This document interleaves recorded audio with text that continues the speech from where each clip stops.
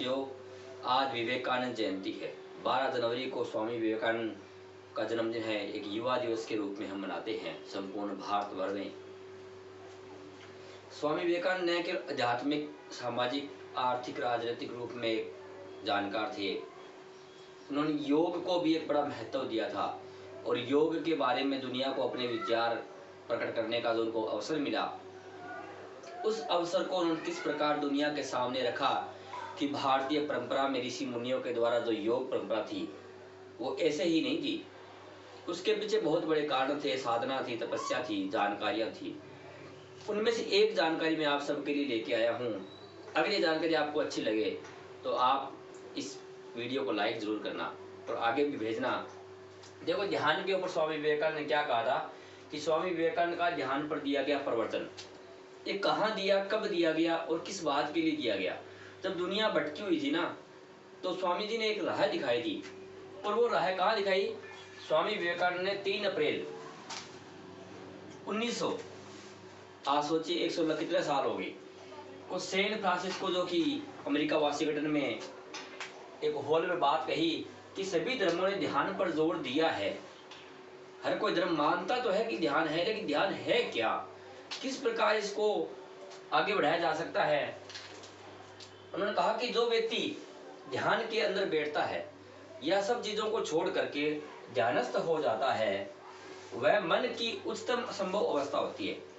अगर कोई व्यक्ति ध्यान लगा ले किसी चीज पर और जब उसका मन एक जगह टिक जाए तो उससे बड़ी कोई अवस्था नहीं होती।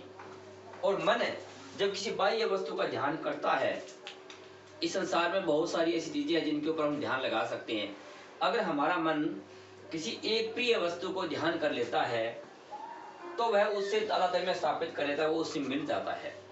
जिस वस्तु का उसने ध्यान किया है वो उस वस्तु के साथ अपने आप को स्थापित कर लेता है, अपने आप को मिला लेता है और स्वयं लुप्त हो जाता है और ये भूल जाता है कि मैं मनुष्य हूँ या मेरा एक शरीर है। वो मन को वस्तु से जोड़ने की प्रक्रिया क्या है?